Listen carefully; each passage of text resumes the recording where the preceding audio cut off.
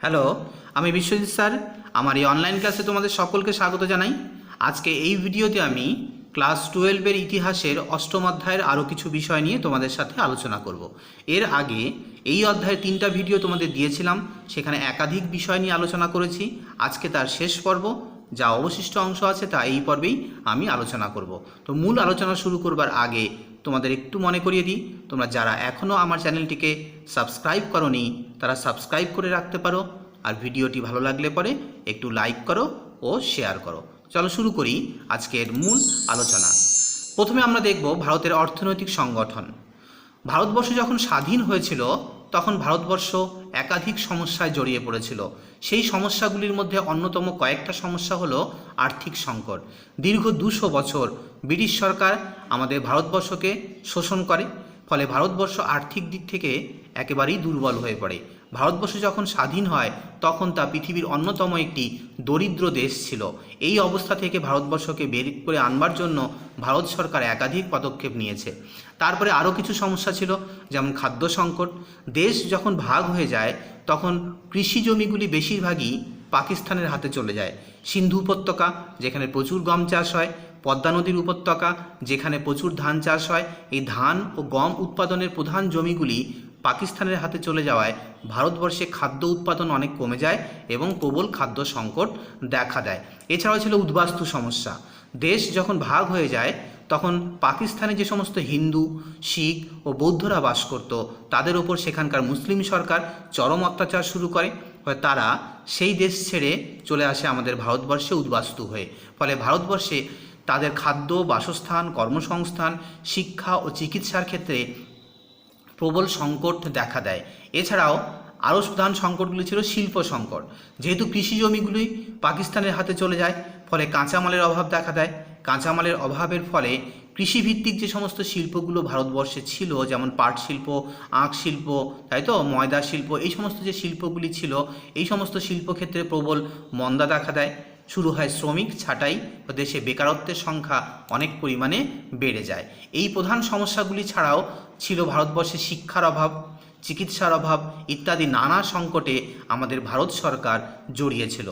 এই সংকট থেকে বের করে আনবার জন্য জওহরলাল নেহরুর নেতৃত্বে 1950 সালে গঠিত হয় ভারতের পরিকল্পনা কমিশন।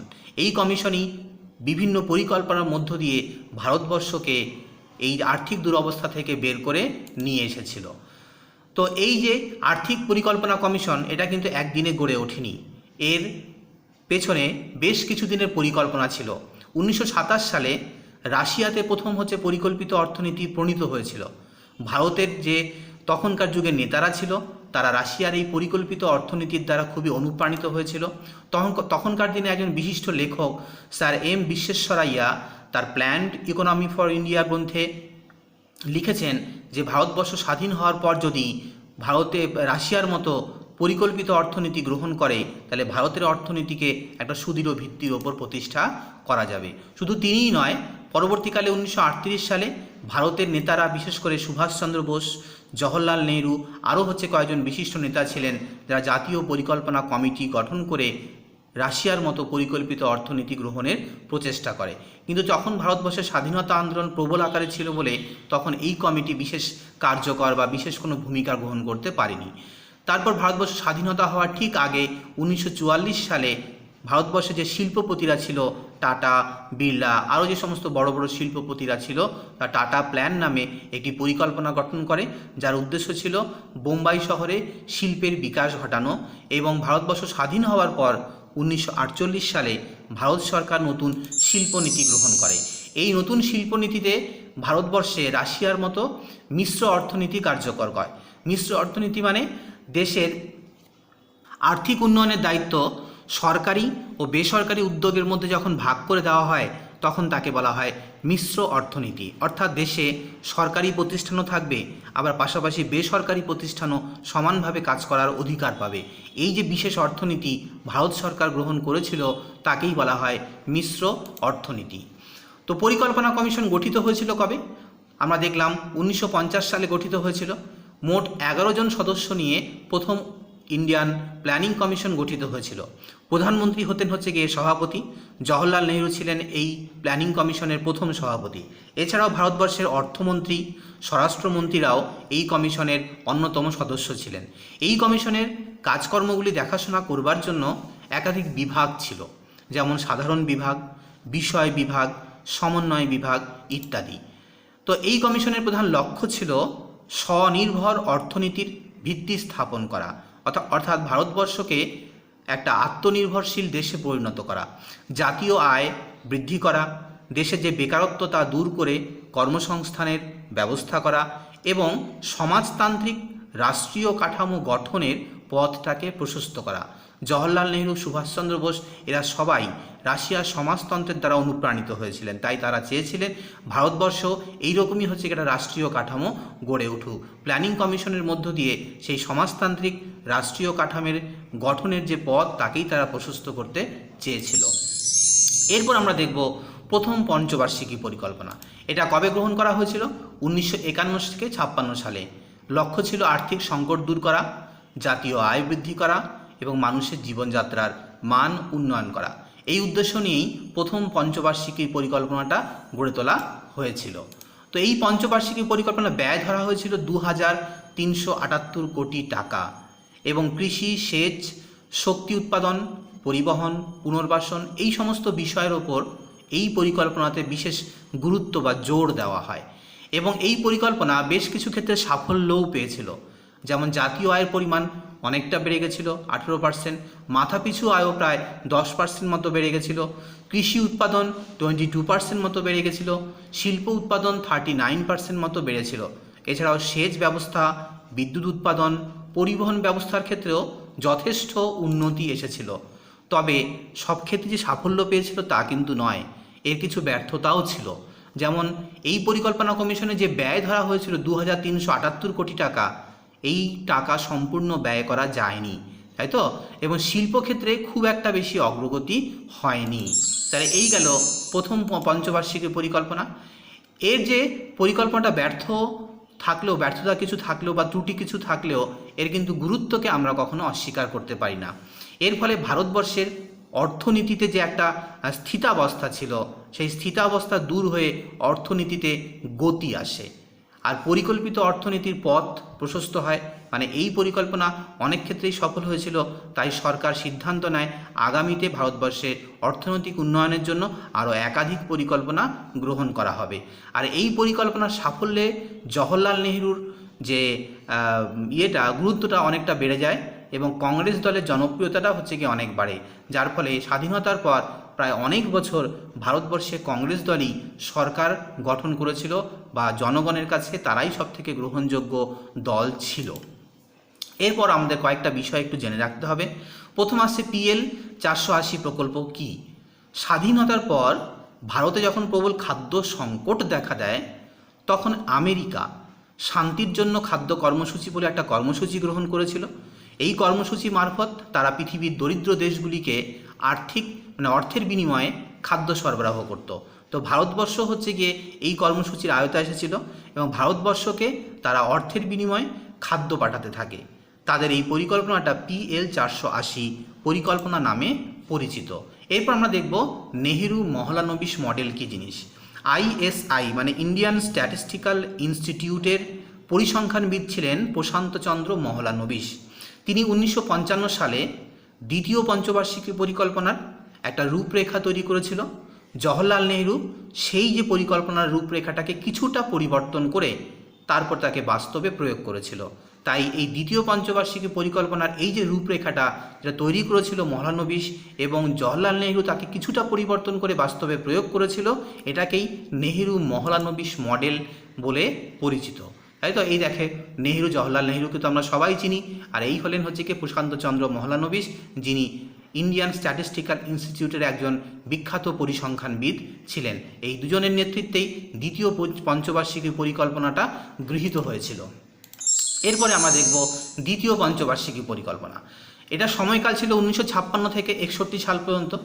এর লক্ষ্য ছিল আর্থিক সংকট দূর করা, জাতীয় আয়ের পরিমাণ 25% মতো বৃদ্ধি করা, ভারী শিল্পের ওপর গুরুত্ব আরোপ করা, কুটির শিল্পের বিকাশ ঘটানো এছাড়া বেকারত্ব দূর করে কর্মসংস্থানটাকে আরও বৃদ্ধি করা, এই উদ্দেশ্য নিয়েই দ্বিতীয় পঞ্চবার্ষিকী পরিকল্পনার কাজ শুরু হয়েছিল।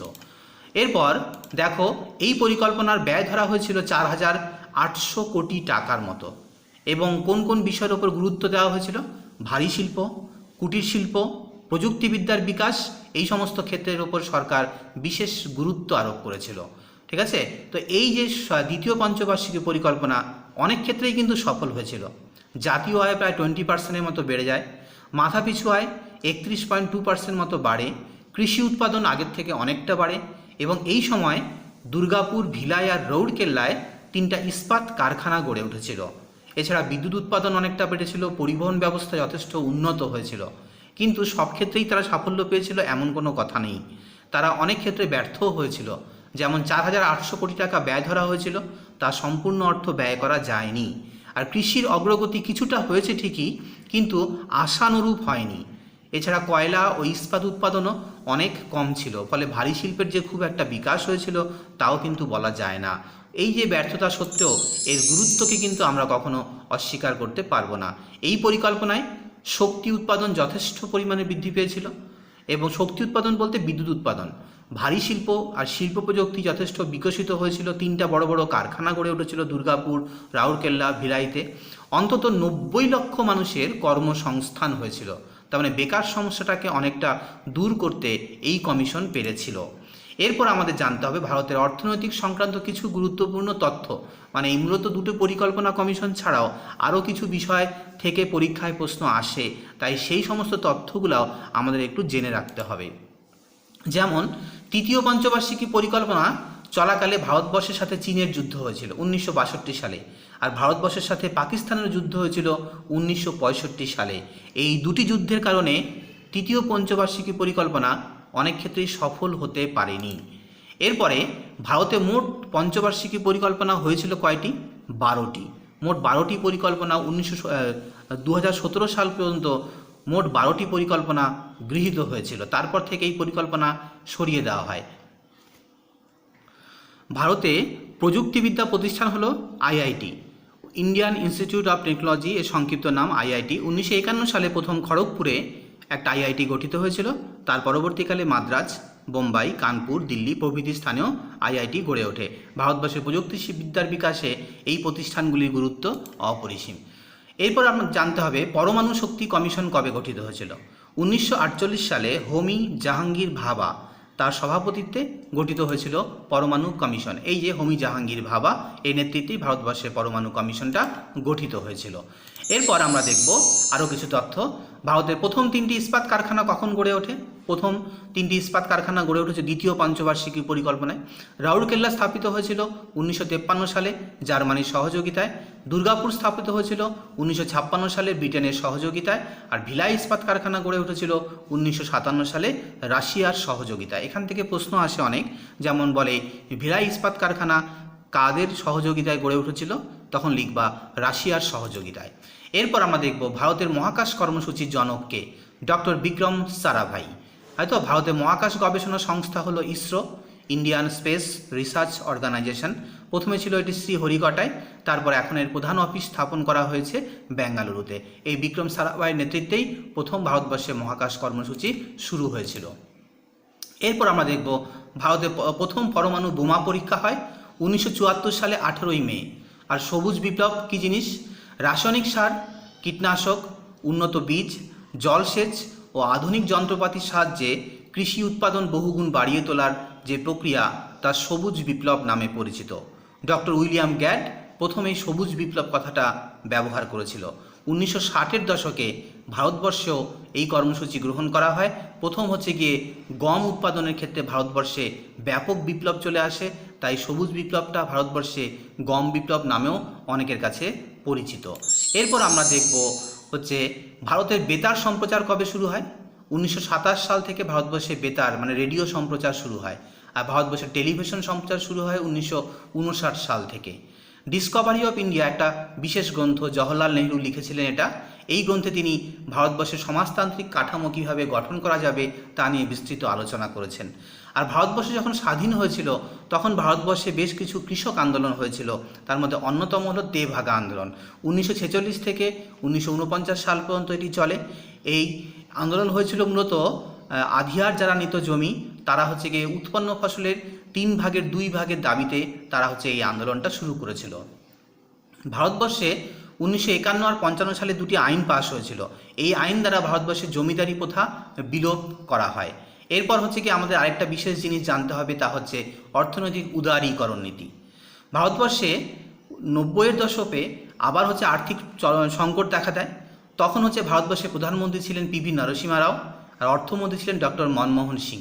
এই দুইজনের নেতৃত্বে ভারতবর্ষে এই আর্থিক সংকটটা দূর করবার জন্য এক বিশেষ সংস্কারমূলক কর্মসূচি গ্রহণ করা হয়, যা আর্থিক উদারীকরণ নীতি নামে পরিচিত। এই যে দুটি নীতি, এখানে কি কি হচ্ছে কি লক্ষ্য ধরা হয়েছিল? এখানে শুল্ক ও সুদের হার অনেকটা কমিয়ে দেওয়া হয়েছিল। অর্থনীতিতে বেসরকারি উদ্যোগকে উৎসাহ দেওয়া হয়েছিল, মানে ভারতবর্ষের অর্থনীতিতে এখন বেসরকারি প্রতিষ্ঠানরাও নানা ধরনের হচ্ছে কোম্পানি তৈরি করে তারা ব্যবসা করার সুযোগ পায়। এবং ভারতবর্ষের অর্থনীতিতে শুধু দেশীয় কোম্পানি নয়, বিদেশি কোম্পানিগুলাও অর্থ বিনিয়োগ করে কোম্পানি তৈরি করে উৎপাদনের কাজ চালাতে পারবে এবং দ্রব্য তারা বিক্রি করতে পারবে, অর্থাৎ ব্যবসা বাণিজ্যে তারা অংশগ্রহণ করতে পারবে।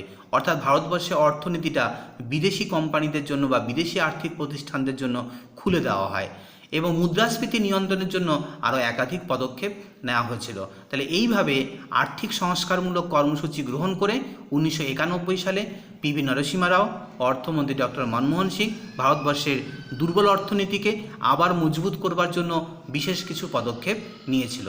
তাহলে আজকে আমরা এই ভিডিওতে কি কি শিখলাম? আমরা শিখলাম পরিকল্পনা কমিশন কবে গঠিত হয়েছিল, কিভাবে গঠিত হয়েছিল, এবং প্রথম ও দ্বিতীয় পঞ্চবার্ষিকী পরিকল্পনা কর্মসূচি সম্পর্কে জানলাম। এছাড়া আরও কিছু ছোট ছোট তথ্য সম্পর্কে আমরা জানলাম। এছাড়া জানলাম অর্থনৈতিক উদারীকরণ সম্পর্কে।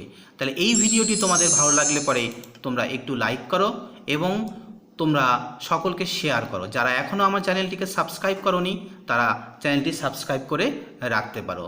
এর পরবর্তী ভিডিওতে আমি নতুন অধ্যায় নিয়ে আবার তোমাদের সাথে আসছি।